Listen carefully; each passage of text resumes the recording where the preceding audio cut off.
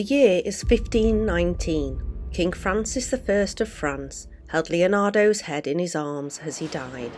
The king had become a close friend to Leonardo, who was an Italian polymath of the High Renaissance, active as a painter, draftsman, engineer, scientist, theorist, sculptor and architect.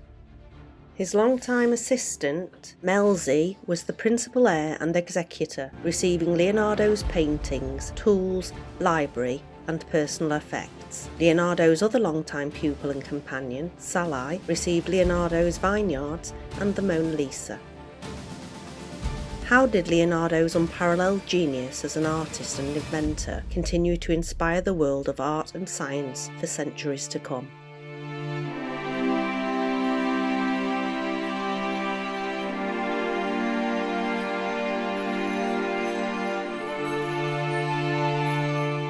Leonardo was born out of wedlock to a successful notary and a peasant woman in the town of Vinci. From a young age, Leonardo showed a remarkable talent for art.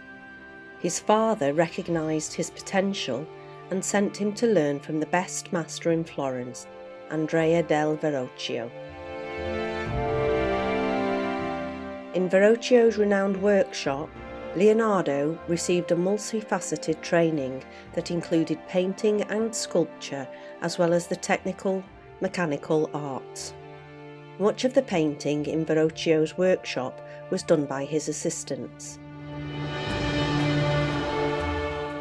Leonardo may have been the model for two works by Verrocchio: the bronze statue of David in the Bargello, and the Archangel Raphael in Tobias and the Angel.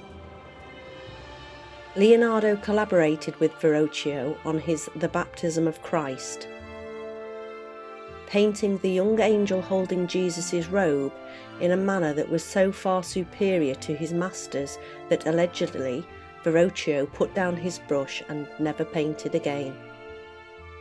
Leonardo's earliest known dated work is a 1473 pen and ink drawing of the Arno Valley.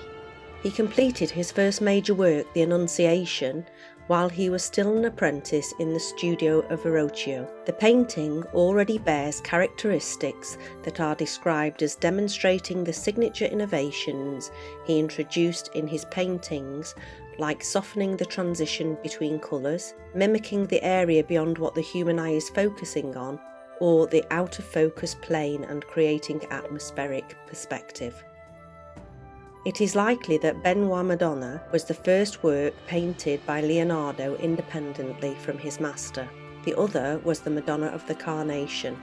Leonardo painted the portrait of Ginevra in Florence, possibly to commemorate her engagement at the age of 16. The portrait is admired by many for its portrayal of Ginevra's temperament. Ginevra is beautiful, but austere. She has no hint of a smile, and her gaze, although forward, seems indifferent to the viewer. Leonardo decided to move to Milan, although he had just received his first substantial commissions from his native city of Florence. The unfinished panel painting Adoration of the Magi for the monastery of San Donato, and an altar painting for the St. Bernard Chapel, which was never begun. In 1482, Leonardo moved to Milan to work in the service of the city's Duke, Francesco Sforza. From 1483 to 1486, he worked on the altar painting The Virgin of the Rocks. Virgin of the Rocks shows the ways in which Leonardo ushered in the High Renaissance.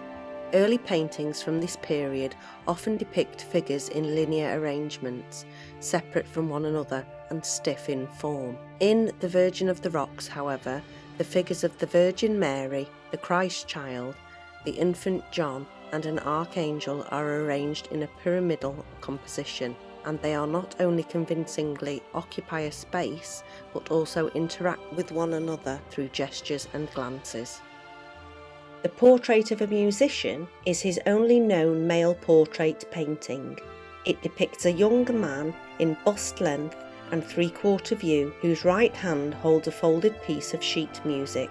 The painting is largely unfinished, save for the face and hair, and has been criticised for its stoic and wooden qualities, but noted for its intensity and the high level of detail in the subject's face.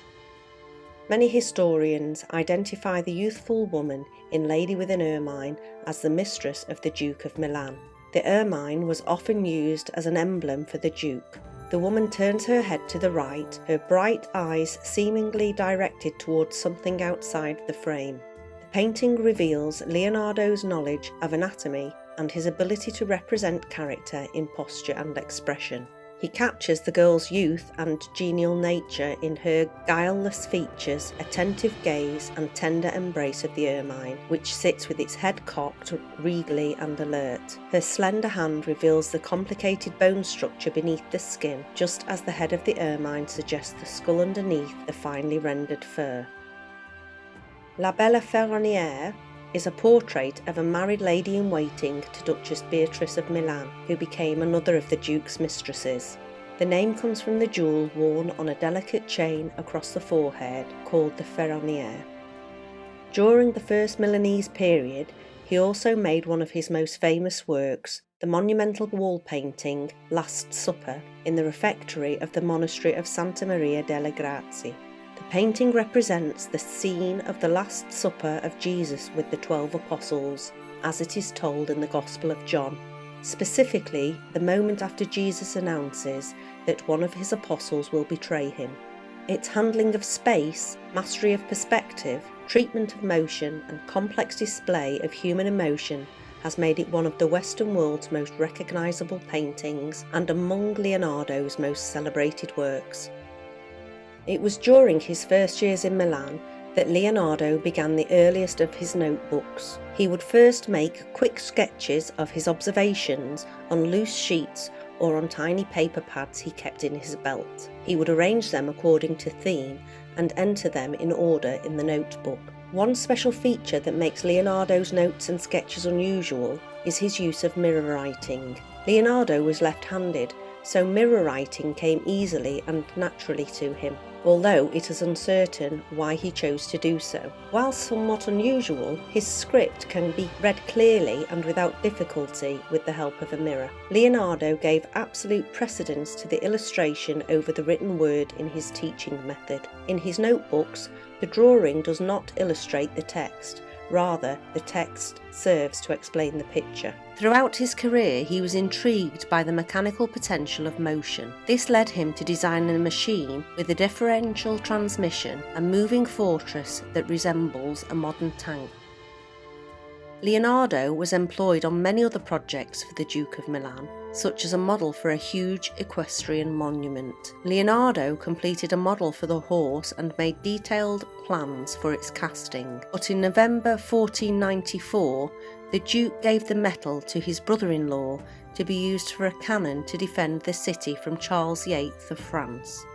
When Forza was overthrown by France in 1500, Leonardo fled Milan for Florence, accompanied by his assistant, Salai. Salai joined Leonardo's household at the age of 10. Leonardo treated him with great indulgence, and he remained in Leonardo's household for the next 30 years. On his return to Florence in 1500, he and his household were guests of the Severite monks, where Leonardo created the cartoon of the Virgin and Child with Saint Anne and Saint John the Baptist.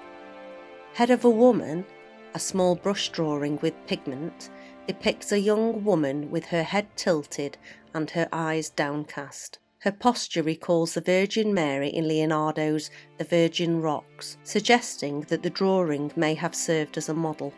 Leonardo entered the service of the son of Pope Alexander VI, acting as a military architect and engineer, and travelled throughout Italy with his patron. Leonardo created a town plan of Imola in order to win his patronage.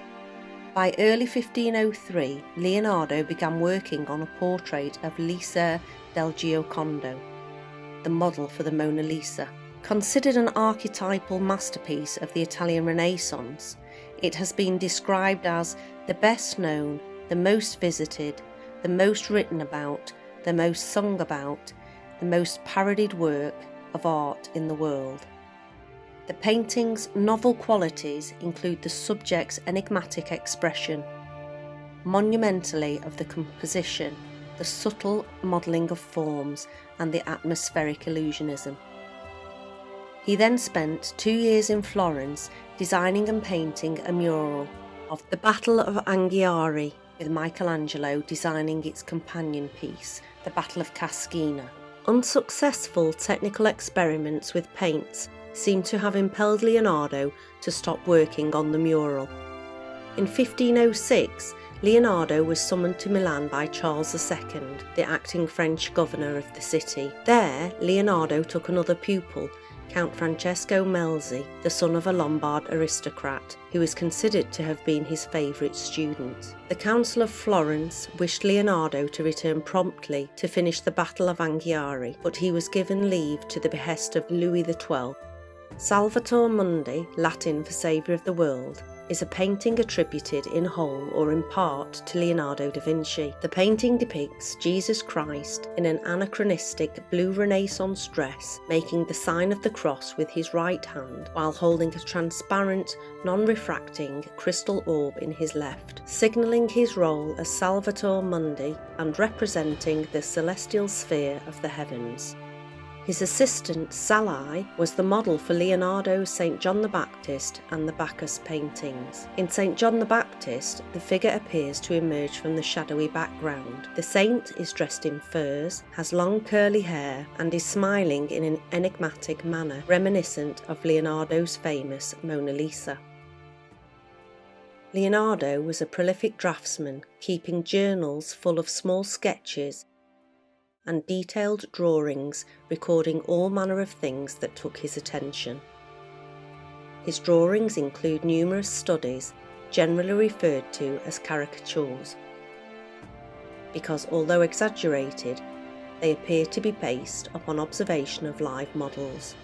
Leonardo would look for interesting faces in public to use as models for some of his work. In October 1515, King Francis of France recaptured Milan. In 1516, Leonardo entered Francis's service, being given the use of the manor house near the king's residence in France. Leonardo was accompanied during this time by his friend and apprentice Francesco Melzi, and frequently visited the king. He continued to work at some capacity until eventually becoming ill and bedridden for several months. Leonardo's fascination with anatomical studies reveals a prevailing artistic interest of the time. As his sharp eye uncovered the structure of the human body, Leonardo became fascinated by the man's instrumental figure, and he sought to comprehend its physical working as a creation of nature. By his own count, Leonardo dissected 30 corpses in his lifetime. His findings from these studies were recorded in the famous anatomical drawings, which are among the most scientific achievements of the Renaissance science. Imposing the principles of geometry on the configuration of the human body, Leonardo demonstrated that the ideal proportion of the human figure corresponds with the forms of the circle and the square. In his illustration of this theory, the so-called Vitruvian man, Leonardo demonstrated that when a man places his feet firmly on the ground and stretches his arms out, he can be contained within the 4 lines of a square, but when it is a spread eagle position, he can be inscribed in a circle. Leonardo died on the 2nd of May 1519, aged 67.